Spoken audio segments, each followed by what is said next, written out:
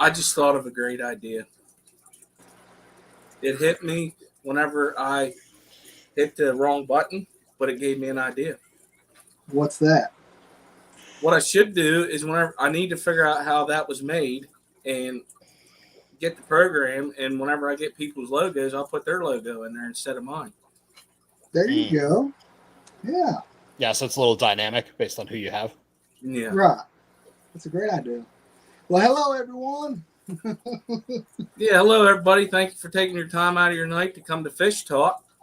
You all know my co-host, Robert, and our special guest tonight is Bentley Pascoe. I probably just messed that up, I have a feeling. Hi, Bentley. Welcome. Yeah. Thanks, guys. Yeah, I mean, like, I've heard so many pronunciations, both of my first name and my last name, that are either correct or massively wrong, where like letters don't even exist to get added in. Like, I'll give you an example. When I was growing up, one of my neighbors down the street. So the son of the household lived with his grandparents, and his grandfather, the gentleman named Harvey, this is a guy who like had been in World War II and met his wife, who's British, while he was out fighting the Germans, and she was one of the hospital nurses that took care of him when he got wounded. He would 1 out of 5 times slip up and call me Benson because there was somebody named Benson in his unit back in World War II. You know, like little stuff like that. Like I've heard all sorts of weird stuff. So it just doesn't faze me. It's just kind of like, that's just normal for me. I have a weird name. I'm used to it. Yeah, I should be able to do this because of my job, because I got all kinds of different names, but I even chop them up at work too. So it is what it is. And I feel bad because it's your name. You know? As long as we get the first one right, we're fine. Yeah, there you go. Yeah. That's easier. Let's see here. This is doing, what is going on here? All right. So we're going to head and say hellos. We got All Things Fish from Mike, Dr. Awesome from Amazon Research Center of Ornamental Fishes, Bunny Viper, Carol Cox, Eric Wyrock, John McKenzie, Matt, Liquid Zoo Only Fins. We got Luke Wang. We have Eddie from Master Aquatics, just call me Eduardo, Mexicali Fish Keeper, Mystery Snell Gardens, Only Oscars, Paul's Terra, Ricky De Hoya, Sky Dancer, Stephen P., The Zen Ginger, and Bonoski. And Greg's playing in tanks. All right. For those that probably just popped in and didn't type in the chat, hello, everybody. Thank you for being here. Hello, everyone. Glad you can make it. Hope you're having a fantastic Sunday evening. And if you do have any questions, just put it in the chat at Skipper's Aquariums, and I'll see it and we'll get to it. Oh, God, my sister-in-law is watching now. That's kind of creepy. Sister-in-law, hello. Used to that. That's all right. I've got one of my viewers who I randomly talk to every once in a while is someone who I've known since like kindergarten, first grade. We've gone to school together for an eternity. I had no clue that she had ever gotten into fish. And she like randomly stumbled across my YouTube channel. It's like the weirdest thing. It's like, oh, we'll talk. So every once in a while, you'll see some comments where it's very clear we've known each other since we were super, super young. Although it's not like we hung out a ton. We just went to the same schools all the time. So it's like could be worse, right? Could have weirder interactions where it's just like, man, I've known that person since kindergarten. Actually, my sister-in-law actually does keep fish. Nice. Really? What all types does she keep? I don't remember, like guppies. I think she has some other stuff. I don't go over there every day, so I can't remember what she has. she did have this crazy idea of let's get this cute catfish that gets 6 foot long. I said, you can put it Oh, in a freaking swimming pool in your basement. Should go get like a red tail. That's what it was. But the thing is, like, whenever you see those fish at fish stores, they're like yay big, Yeah. right? And they look super cute.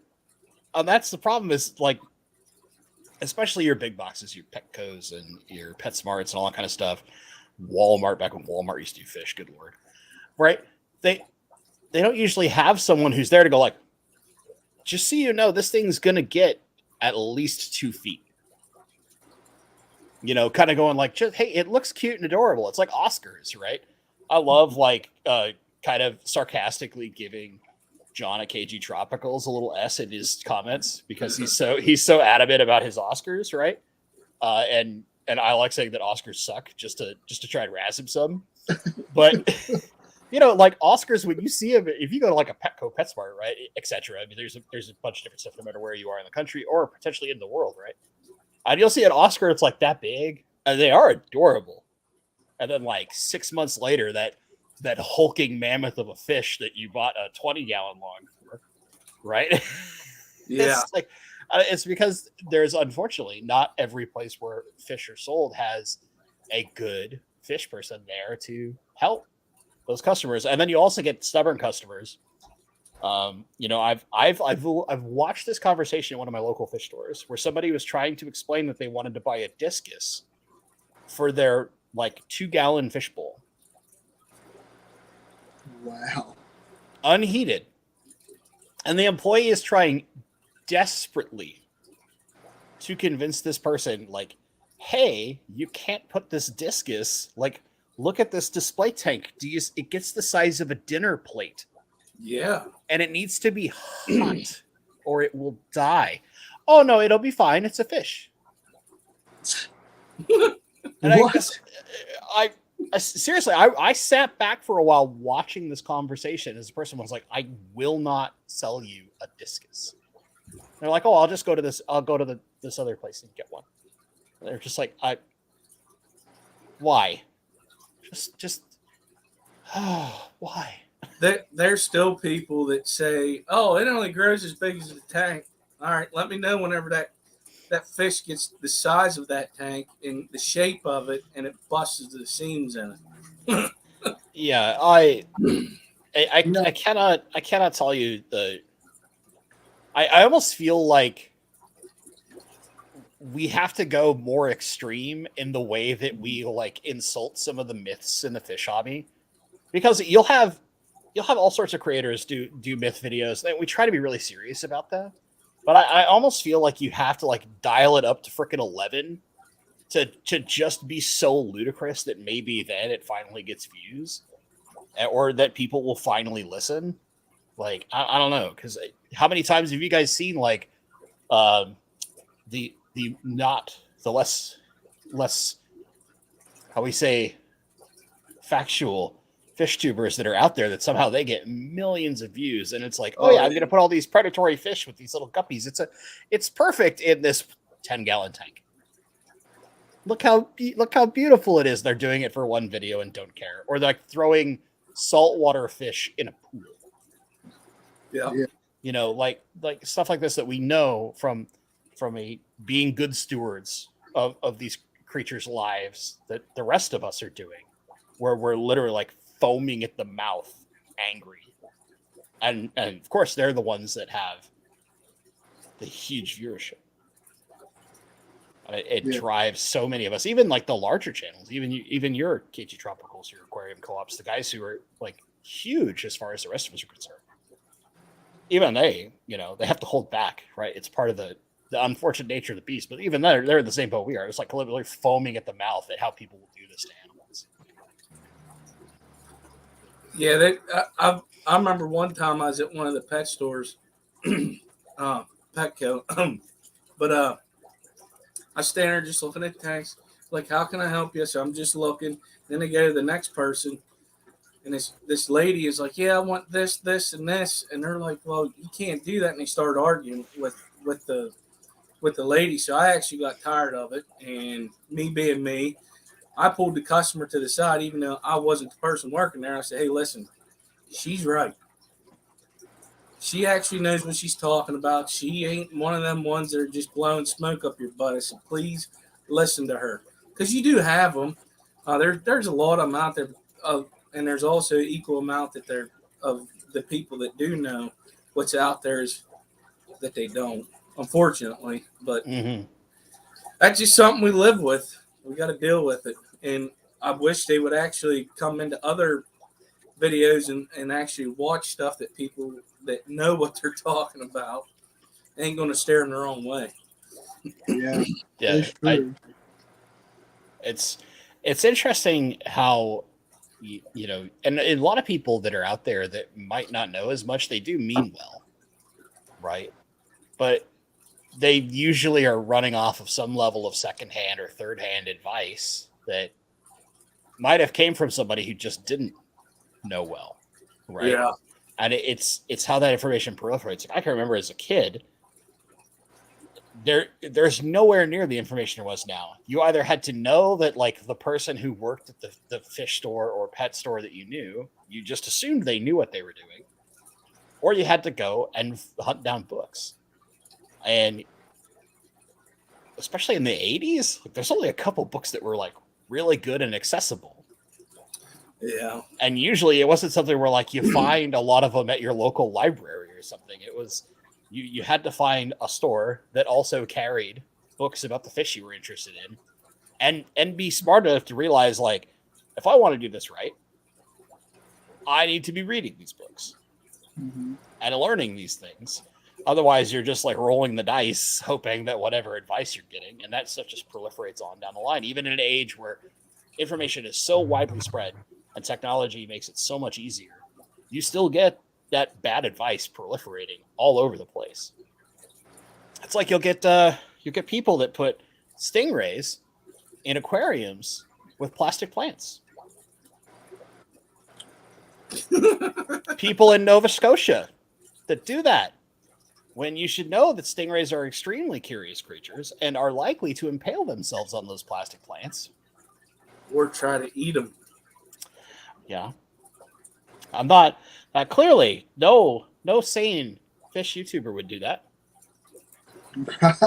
Oh, well, I mean, told me that. Some people out there, you just cannot tell them anything. I mean, they're just so set in their own ways that it's pathetic. It's like, you know, you can tell them, you know, okay, the sky's blue, and they'll say, no, it's green, you know, or something. Yeah. You're always going to have those contrarians. But let's even take the three of us, right? We could reasonably say, maybe someone will disagree in chat, who knows, that we all care about our fish and we want to do things the best we possibly can. One of us is actively doing something in a tank that they probably shouldn't. Uh-oh. So What's that? Let's talk about this, okay? Skipper, what's behind you in your tank and how big is that tank? Oh, I know I'm doing it. No. I guarantee I'm the worst offender here shortly. Okay, Let's go over this for example. So we're gonna start with me because I'm actually waiting, and that's why I put this up. Oh man, it jumped too quick because I need a 75 gallon. Okay, this is why I'm keying into this too. So, set it up, Paul. Look it up for you. Thanks, buddy. Yeah. So behind me is a 29 gallon tank with 7-star sapphire cichlids in it. The reason why there's a hang on the back filter right there is so I can keep them in it until I can get the stinking thing. So yeah, right now I am one of those people, but also I know what I need to do and I'm going to do it. You know, like they're not all 7 staying in there. And then they're going to be like bumping into each other, you know, whenever they turn their head or something. No, it ain't going to happen. But well, if they can't move properly, then they can't fight with each other, right? Well, that's true. But I mean, they still got plenty of room to swim. But my God, they freaking mess that tank up. Something. It's a cichlid. That's all I'm saying. Yeah. Well, it's like, okay, we'll go bad example number 2. This dumb on the internet. We have a Fluval Flex 15, which means there's only 13 gallons of water in the front half where the fish are. I have a group of Chilatharina upper Tor rivers in there. They grow super slow, and they're only about yay big right now. But realistically, they should be in at least a 40-gallon breeder. Bare minimum. What? 40-gallon breeder, bare minimum. Now, for those of us that don't, yeah, that's a rainbow.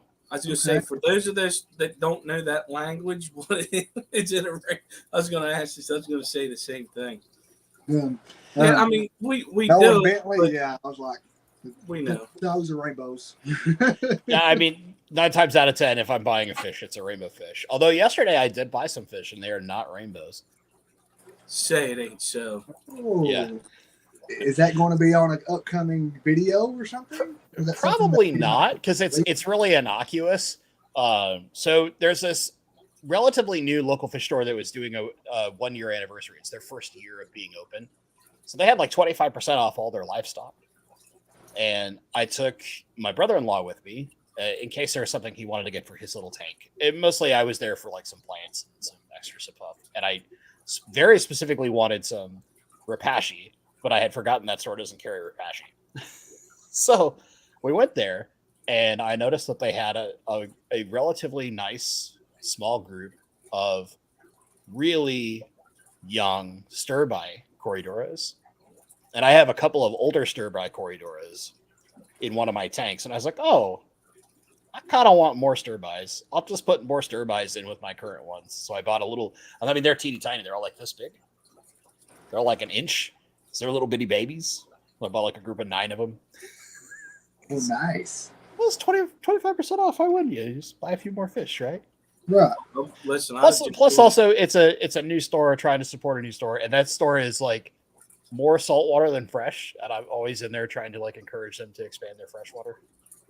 So, right. Whenever I go in. So, and Mike actually said it right. There's a difference in folks that keep fish, can grow big in small tanks, and currently have the means to properly house it, and those people who keep fish, they grow big and plan to get a bigger setup. So, yeah, I totally agree with that. But it's more like, if you think about it, if we were to be like super sticklers about things, like we're both doing offensive things in the grand scheme of things to like if you have the fish police out there, right? But it's the difference is more like we know the level in which we can do this temporarily, because maybe it's like Skipper. He's trying to go pick up a 75. Me, I was waiting for the next $1 per gallon sale so I can pick up a couple spare 40 breeders, because I'm taking down small tanks and putting 40 breeders in their place. And that's exactly where these fish are going. Once that thing's all cycled and does its jam, they're plopping straight in a 40 breeder. You know, stuff like that. Now, we have what I can only assume is the best example of a tank behind you, Robert. Oh, okay. Well, we're looking at a pleco tank. You've got dither fish in it, but there's multiple sets of filtration. Mm-hmm. It's a larger tank. 60 breeder. Yeah. Got a 60 breeder with two sponge filters, and I also over here on the side that you can't see, I have a Tidal 75 on it. Man, it's excessive levels of filtration. So, okay, how many plecos do you have in there? Right now, I just have 7 L 134s. Okay, so frogs. Even then, like, you're actually giving them more space than you realistically need to, right? Because in a colony that small, you could arguably do that in a 20 long. Oh yeah, because plecos don't need a ton of space, and yet they've got all the room in the world in that thing. Big piece of wood, lots of caves, some dithers, lots of flow, extra filtration, extra aeration. Yeah. Skipper, you and I are slacking, bro. I know, right? he makes a Taj Mahal. We got a caddy shack for our fish. Oh, good. But so yeah, this she did say this to me whenever she got it. She goes, I have a problem. I said, oh yeah, you do. But we do have a question from Mike, All Things Fish. He wants to know, what is your preferred aqua soil, Amazona 1 versus 2, UNS, Layden, etc., or do you think there's even much of a notable difference between them? Okay, multi-part question, but a good one. So there are differences. So like Amazonia 1, for example, puts off a lot of ammonia for a surprising amount of time, unless you're water changing almost every day for a couple weeks. Now, there's a positive to that in that it will help you inherently set up your biological bacteria colony for your filtration without needing to add anything else. So if you're playing it slow, you're letting your plants establish, you're letting your nitrogen cycle occur before you ever put fish in, it's going to help you. Whereas Amazonia 2 is closer to something like Fluval stratum, or even, while they're a different formula, because the Amazonia, Fluval stratum, Landon, UNS Contrasoil, Tropica, I know I'm forgetting one. Stupid Samurai soil. Those are all clay based. Where Brightwell's Rio Oscuro, for example, is actually an ash base. So the difference being that's why that one doesn't leach ammonia. So it has basically no ammonia leach whatsoever to it. So is there a realistic difference? Tiny. It really comes down to how you're trying to do things. If you're trying to just add soil over the top of something in an established tank, you actually probably want to look at something more like Fluval stratum, potentially UNS Contrasoil, although it's a little more ammonia leachy than Fluval is, or like the Brightwell stuff, because they have a lot less ammonia that they leach out. But if you're trying to establish a tank from the very get-go, it literally doesn't matter. It's all about personal taste. You'll have a slightly higher cation exchange capacity in the clay base than you will in the ash base, but you also typically pay more for those brands than you will for other stuff. Honestly, I think like of the choices, I'm either going to use Brightwell Rio Oscuro or Fluval stratum. Bang for your buck, they're significantly better than the rest of them, which is to say that they're all like this, right? Where there's just minuscule differences between the two of them in the grand scheme of things. And it just comes down to what is most cost efficient for you. But then when you start talking about some of the other aqua soils, I put those in quotation marks because they're so much different than the ones that we normally attribute to, where you're looking at things like Eco Complete or Fluorite or something like that. That's where you see bigger differences because they're completely different materials. Okay. That's interesting. Yeah, when you spend way too much time like playing around with soil, it's when you know you've really got a problem. So I gotta ask. I mean, like as far as substrates and sorrels, what's your main go-to one? You know what I mean? Yeah. So, I personally like to mix two soils together. So I almost always will use. It depends on what I have on hand, but it's either the Fluval stratum and Eco Complete, or Brightwell's Rio Oscuro and Eco Complete. Okay. I like Eco Complete mostly because of its granule size, and it already has that liquid bioculture built in, so you don't need to use a lot of those kickstarts when you're using some of those. Now you can, of course, if you want to play it super safe and really maximize your potential to kickstart your bioactive colony, right? All that beneficial bacteria. It's not as necessary.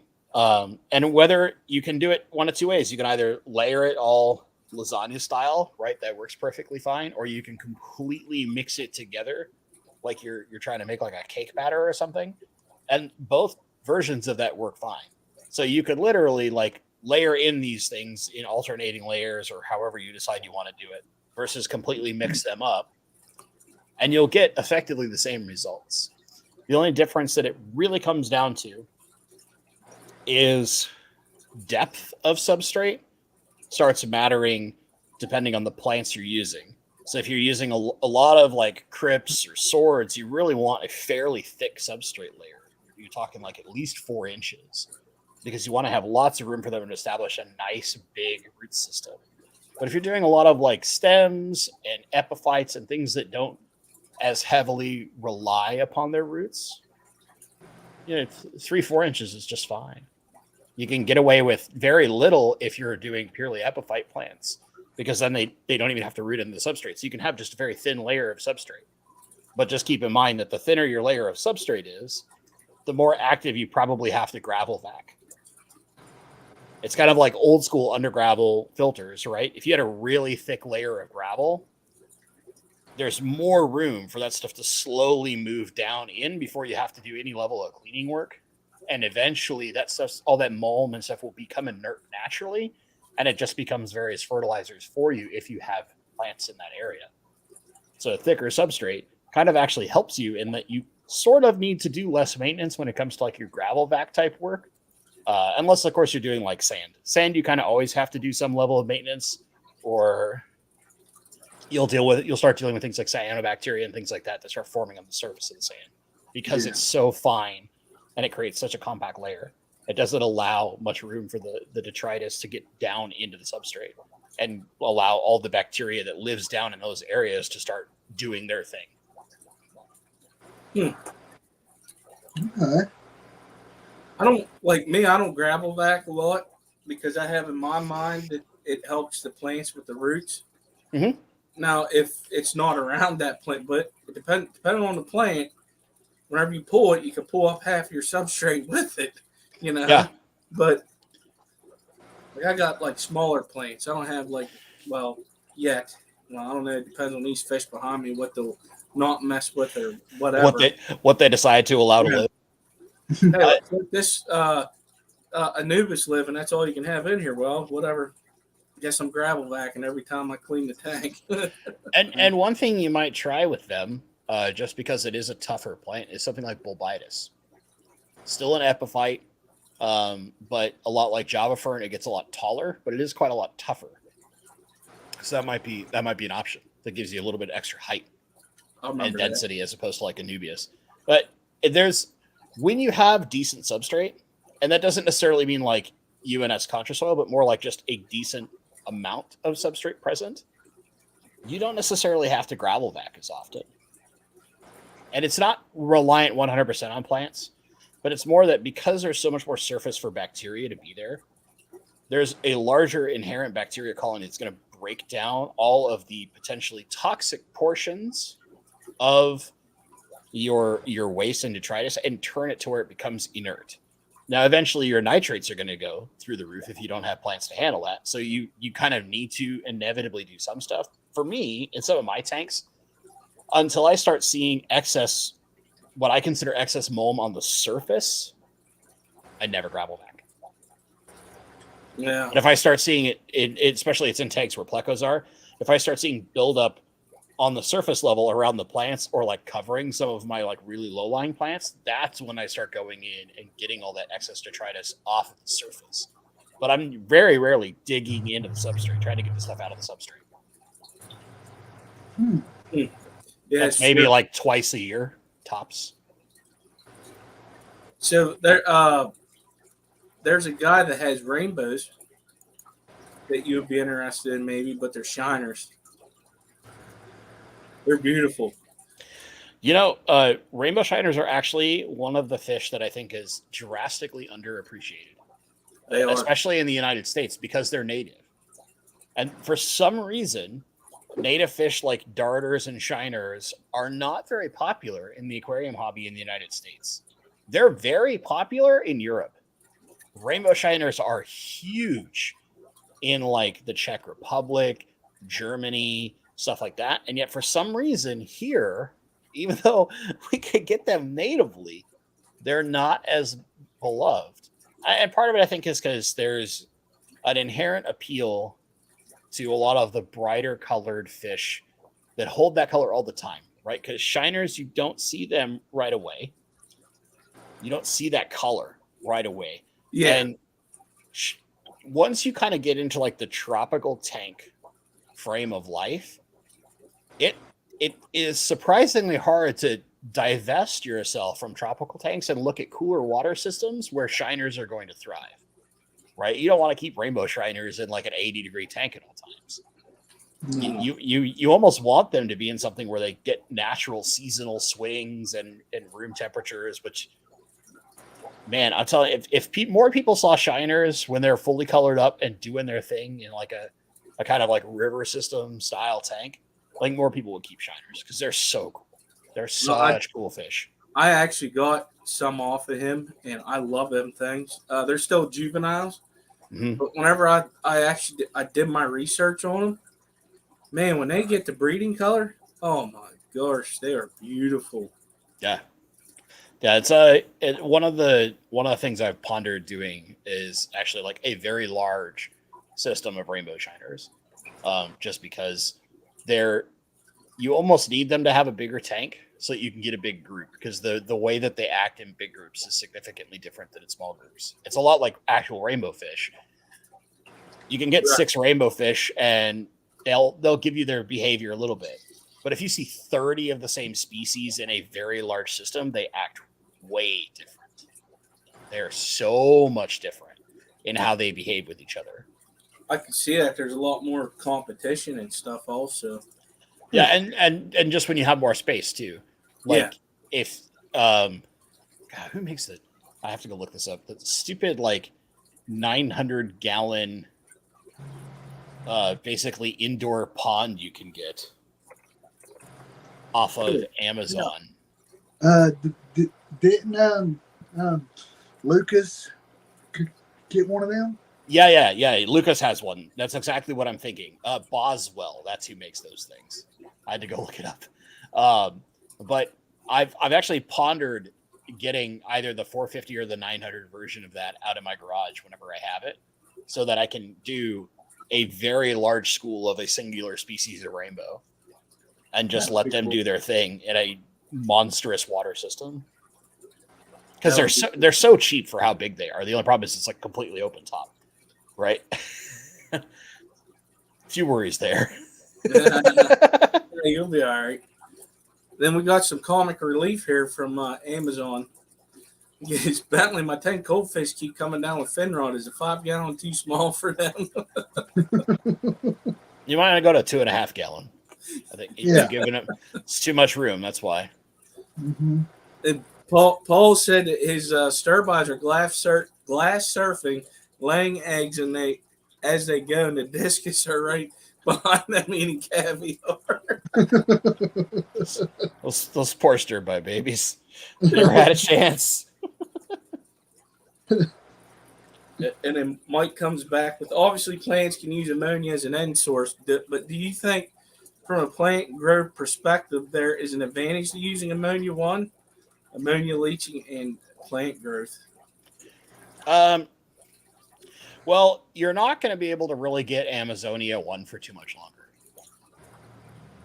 So what they don't tell you about this is that Amazonia 1 is basically just like scraping up all of the clay muck that's at the bottom of old rice paddies. That's where they source it. So it's the problem is that the rice paddies they've been using to harvest for years now to make it, there's no more. So what they were originally using to make Amazonia 1, they don't have a supply anymore. And they can't keep going and scraping out everything out of newer rice paddies, because then they don't have the sufficient things they need to optimally grow rice, right? So, and most of this is all sourced out of China, just if that's not obvious, right? It's almost all sourced out of China. But that's why you're starting to see Amazonia 2, which is a different formulation that it's not quite as inherently nutrient rich at the get-go, which is why they include all those little root tabs with it, is so that you can add nutrition to the soil. But that's similar for almost all the other soils that have been out there. So now basically ADA has had to follow the formula of everyone else, which is like Fluval, UNS, etc., in the way that they're getting stuff supplied, which effectively, while we can't confirm this directly, basically means like whoever's manufacturing one is probably manufacturing almost all of them. And so realistically now they're probably all exactly the goddamn same. And they just got a different label. Yeah. It's the same thing anytime you have in almost any industry when you have proprietary products, or like you can see this too with like Higer, for example, right? A Higer just basically brings in like every piece of spaghetti that's made in China and just hurls it all at the wall to see which ones stick. Right. And it really is. It's like all the stuff that you could buy on Alibaba. If you really wanted to take the time, you could find literally every Higer product direct from its Chinese manufacturer. If you wanted to take the time and hunt it all down. The difference is there's like 800 different companies that do the same thing. The only difference is Higer has kind of figured out the right level of formula and has the right numbers of hits instead of misses. So they've been able to establish themselves really well. And I'm sure like whatever Higer rep has reached out to me several times in the past is not going to like the fact that I say that actively, but I don't care. Because obviously I don't care about those companies. Like I'll try some of their stuff, but it's in the end, it's all the same stuff. It's all some random company in China makes it. They rebrand it to theirs and they just order container loads of them. Yeah. Whether it's lights or heaters or whatever it may be. And, you know, even for in some regards, even like Aquarium Co-op is not that much different, right? They're doing a similar game with the exception being that typically they're working with those manufacturers to make some form of tweak to it that makes it slightly unique to them instead of the exact same product that everybody else is just sourcing. So usually it just comes down to a quality increase where it's like, instead of using the cheapest LEDs possible, let's put a nicer LED in our light so it lasts longer or provides better light. Or maybe it's, in the case of like their sponge filters, for example, I can only say this because I've literally got one in the back here.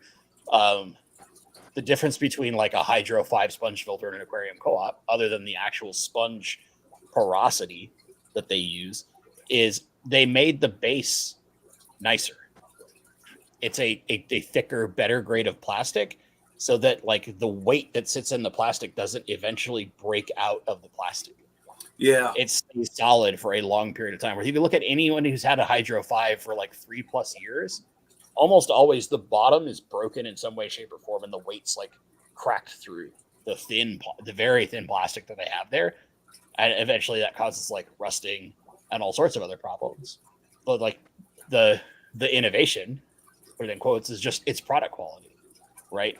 So, and you know, thankfully, some places are really transparent about that, and others, JCP, are not. So, yeah, you choose what you prefer. Do you prefer transparency or not? I prefer transparency. But companies at least honest with me, like, hey, look, I went to a Chinese manufacturer. I looked at all the Chinese manufacturers making lights, and I felt this was the best bang for your buck light I could get, and that's why I chose to sell this product.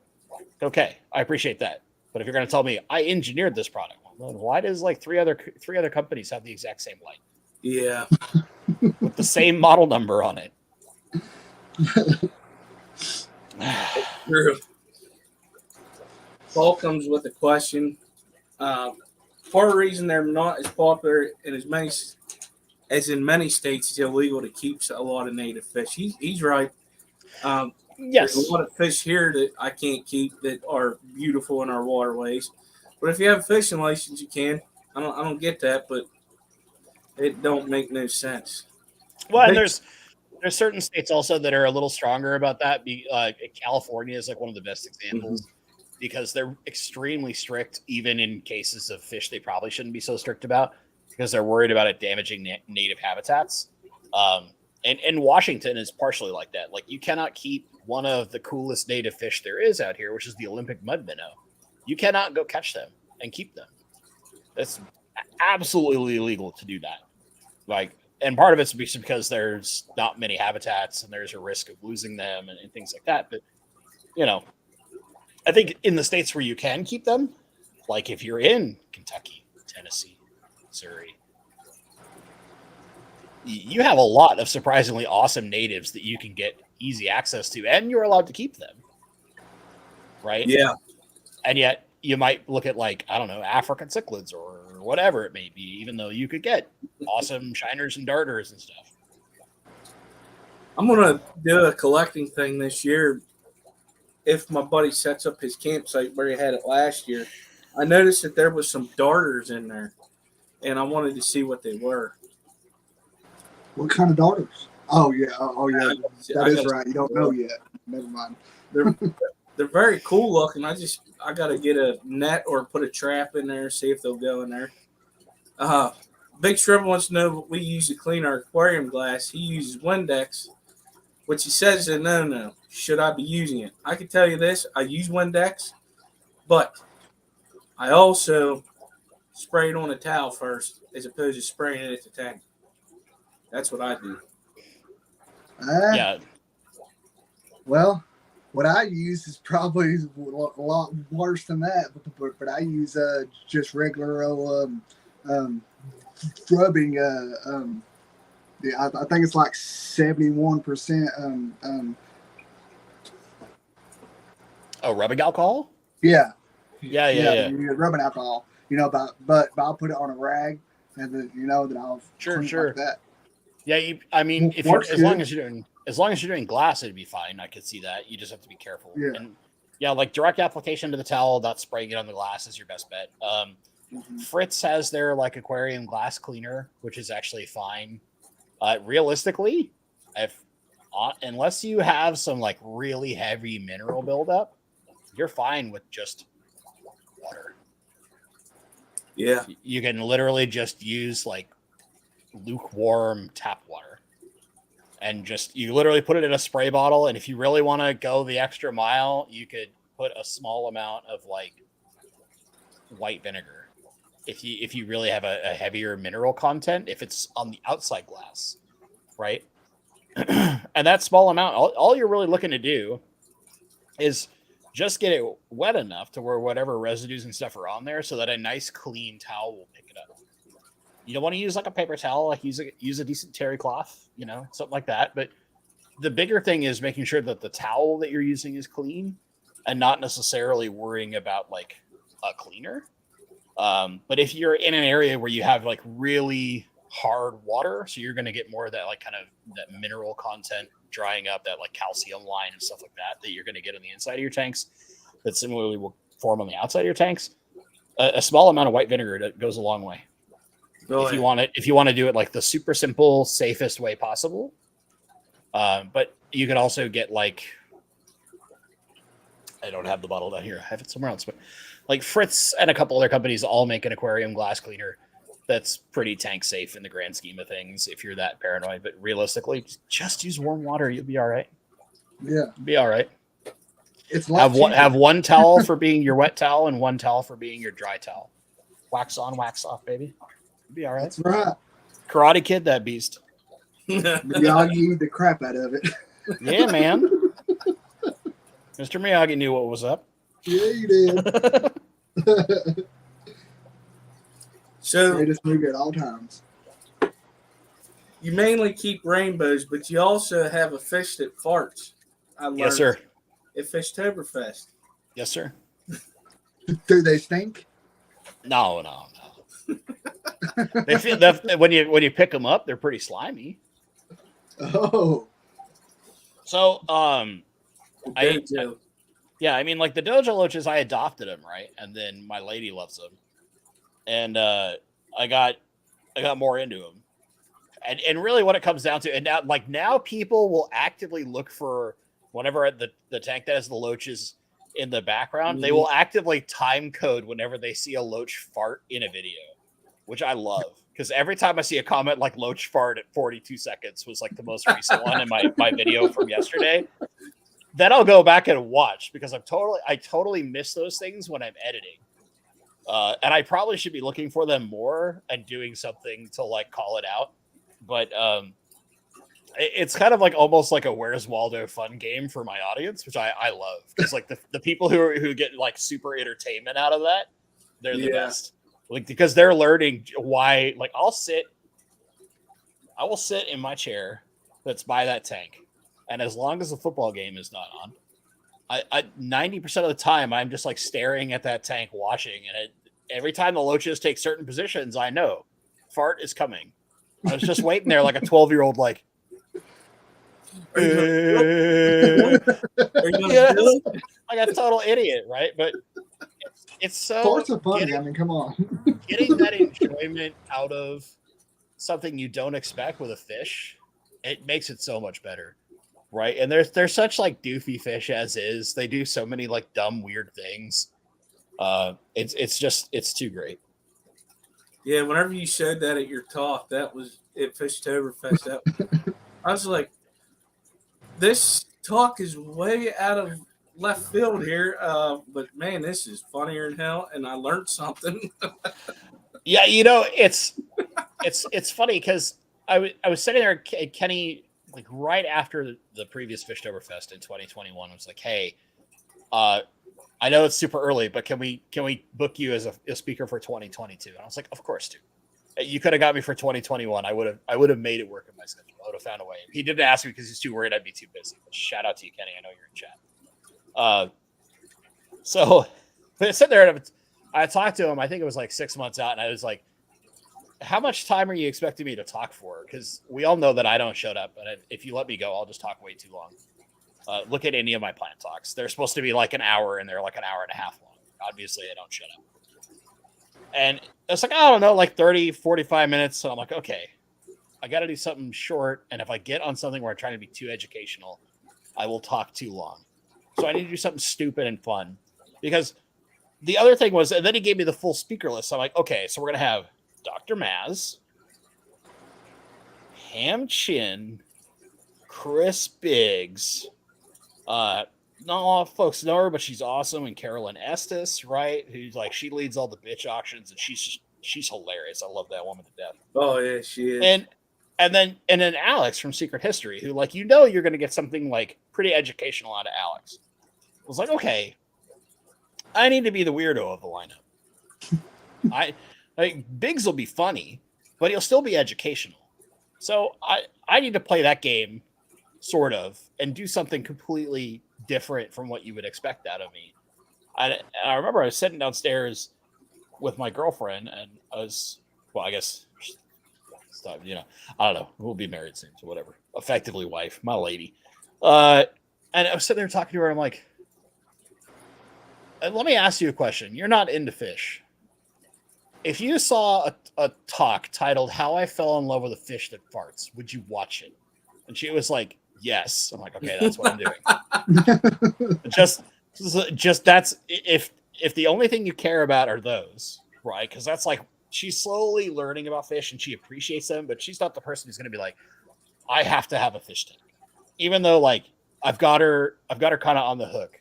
So we'll eventually have a tank for her, which will be coolie loaches. So that should be fun, right? Because coolies are inherently just a goofball fish as is. They are, especially in large groups. But it was like, all right, I got to do something a little fun and kind of almost do it for her in a sense, because that's what really got her to like actively care about fish. Like when we lost some of the dojos that we adopted, because we've lost a couple of them now over time. Like she's legitimately hurt because she has so much affection for them, and it's very interesting to find that thing that, like, for me, I look at dojo loaches, and at least before I owned them and adopted some, and I was just like, I don't know, it's kind of like a rope fish. It's just a doofy looking noodle thing. Why would you? It doesn't speak to me. But then the second you see that fish fart and fish are panicking, wondering what's wrong with it and why is it about to die. And so you go like hunting on YouTube and any article you can find. And the first one you find is some guy who's like, okay, so I figured out the problem when my loach is floating wrong. I got to pull it out of the water for 5 minutes. And that helps it get out. And then it starts swimming normal again. But then it happened again. And then you start researching a little deeper instead of that one video from some guy like 7 years ago. And you realize, like, oh, they literally can process atmospheric oxygen through their intestines. Mm-hmm. And then the remainder air, they push out because it's CO2 and nitrogen gas and all that stuff in atmospheric air. and they only partially use their gills.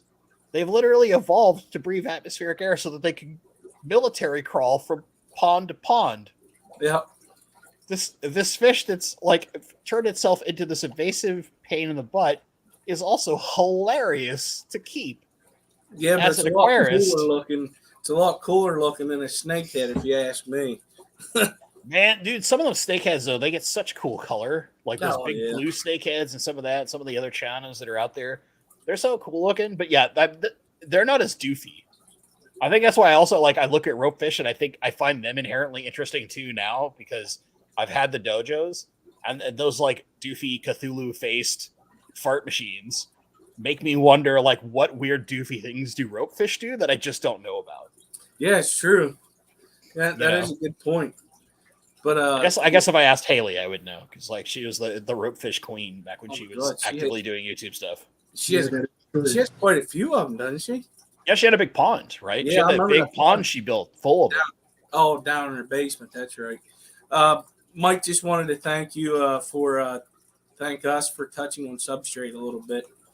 Have you used the co-op regulator enough to compare it to CO2 ARC, GLA, or that other one? Alan Lee Custom. Yeah. Well, you're going deep with the Alan Lee there, man. Yeah. So, Mike, if you don't know all things fish, he loves his planes. Well, so you to know like the Alan Lee Custom, you have to be somebody who's like lived your life delving into the depths of planettank.net and like OG forums.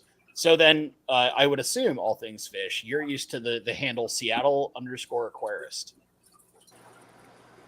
That is actually like side note, Seattle Aquarist, who's also on the co-op forums under the same name, is the guy who has been the head of GSAS's horticulture awards program for like 15 years. And he's like, if you think I know plants, I got nothing on that guy. Absolutely nothing on that guy. But I haven't played with the co-op regulator yet. I literally just got it in the mail 2 days ago. So one of the 2 40 breeders that I'm going to be setting up where a bunch of my smaller tanks are currently, I'm in the process of like moving fish out of them and getting them emptied and all that stuff. And then apparently Black Friday, I'm going to be going to a Petco to buy 40 breeders now that I know they're on sale. Damn, thanks, Paul. You're the best. Well, I've been waiting for one, so knowing that it's coming up, now I've got a mission.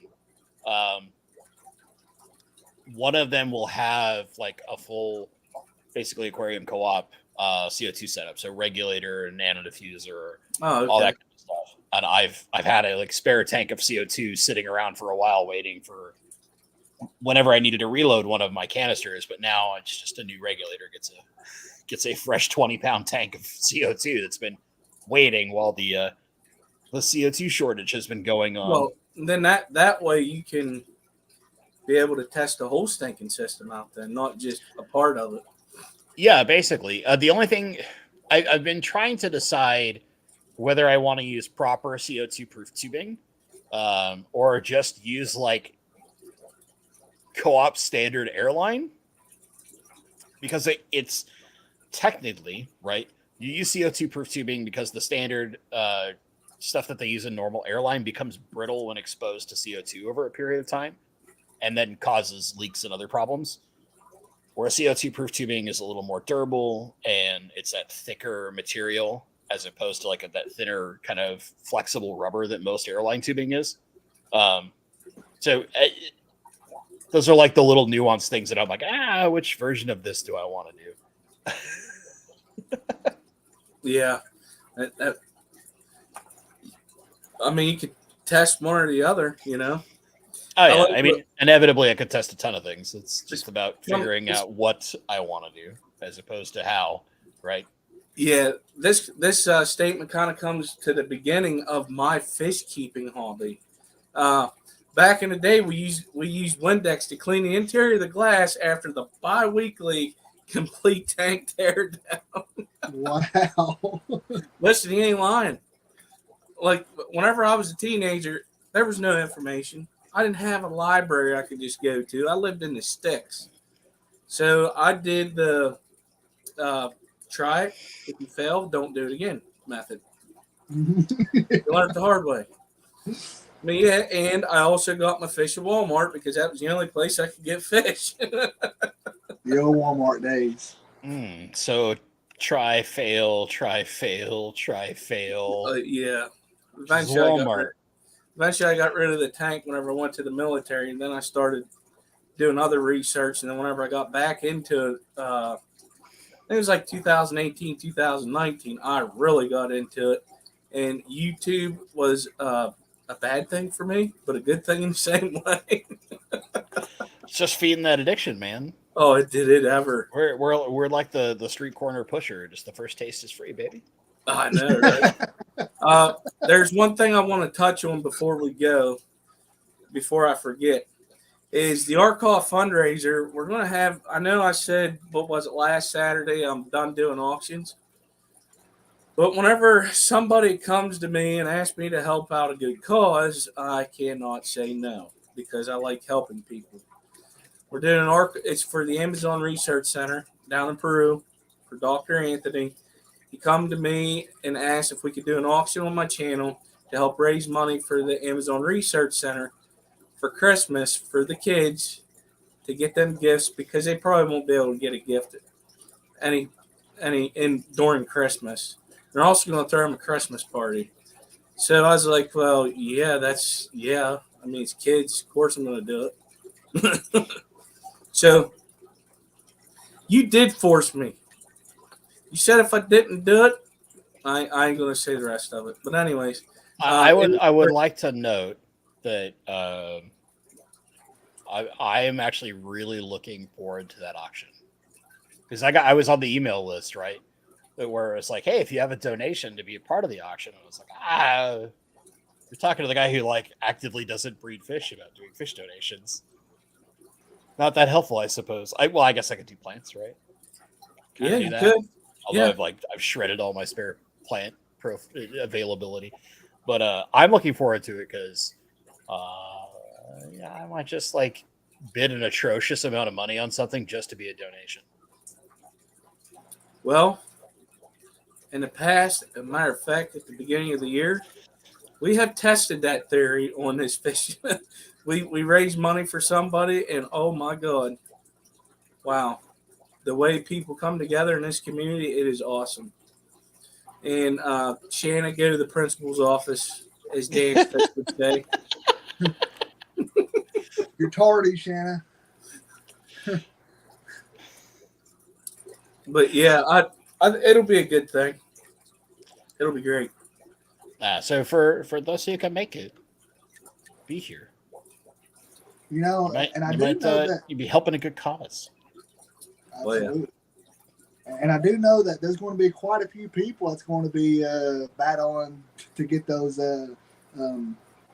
wild discus. You know, that apparently there's going to be some on the list. Yeah, I was gonna say, can we talk about some of the potential highlights that we know are going to be in the auction? Well, I did see the list, but I can't really talk on it until Monday to see what comes in. He gets his fish. I'm sorry, Skip. But there is a pair of those on that list. There's a bunch of corridors. There's pencil fish, I do believe. But you got to remember, these fish that are coming from him are actually caught in Peru, and he caught most of them. And they already did the deworming state, all that stuff you do from out of a river into a clean aquarium, and you know what happens then. And whenever they get shipped here, they're going to be healthy. He's going to have them for a week or so. And then there's other people. I do believe Stephen P. did reply back and is going to have stuff in there. We're going to have some care species fish from Skulls Aquatics. We're going to have fish from Maria Z. And I know I'm missing. Ooh, nice. They're actually going to be the plecos she just bred, if y'all know about that. Yep. Well, can I say the number? Mm-hmm. Is that okay? Yes, they're going to be some juvenile L 397s. Yeah, which are Canucks. and they originated from Dr. Anthony's house, so it's full circle. But Q Aquatics is actually live right now. I want to thank everybody, especially my co-host and our special guest Bentley, for coming up tonight. Everybody head on over and say hi to Susie Q for us. And you guys got anything else to say? Be here next Saturday for the auction. Yeah, I like that. Absolutely. And I will thank be. you, everyone, for coming. Bentley, thank you so much, man. Dude, I had a blast. Yeah, dude. It's been fun hanging out with you guys, and if a buddy of mine has his way, I'll live closer to some of you near soon. I got a buddy who's like trying his hardest to get me to move to Kentucky, which I find hilarious. But Well, I got to say something about that. So there's this guy that's in Tennessee that says, "Oh, you should move down here because the weather's so nice." And I actually thought about it the other day because the weather sucks right now here. see, I like, this is the time of year that I like in the Northwest when it's like cold, but it's not raining yet. You'll get actually like bright sunny skies and it's like 45 degrees outside. And I love that weather because I'm a psycho and I grew up in the Northwest. Or like light misty rain for like 9 months of the year. Perfect. Yeah. But like the oppressive, like you step outside and you're instantly sticky. The humidity is so hot that the South normally gets, is something where I'm like, no, sir, I don't like it. If I ain't mistaken, I don't think Kentucky and Tennessee get that bad.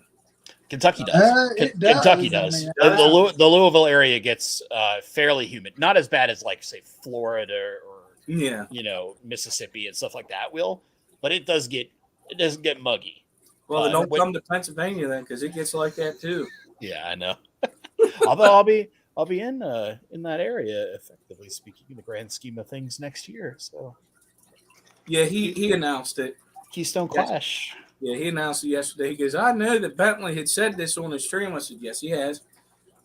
But yeah, technically it's not official in the grand scheme of things, but it's more like they just have to get their budget approved and then it becomes official. So I've already committed to Keystone next year, which I'm looking forward to. Like I put smaller is the word I like to use, but just like not the Aquashella level shows because they're way more nerdy, right? You've got like your super dedicated hobbyist there. It's not about like the big vendor displays and stuff like that. Those are the stuff that I find way more fun because usually they're also more chill and you can just hang out and talk. And I love that stuff. That's what I'm looking forward to. Oh, you'll love it because that's what it is. And it's going to be bigger next year too. So yeah, Keystone's getting actually like good size too, which I'm excited to see what it's going to be like next year. Scotty threatened me and told me I had to be on the committee.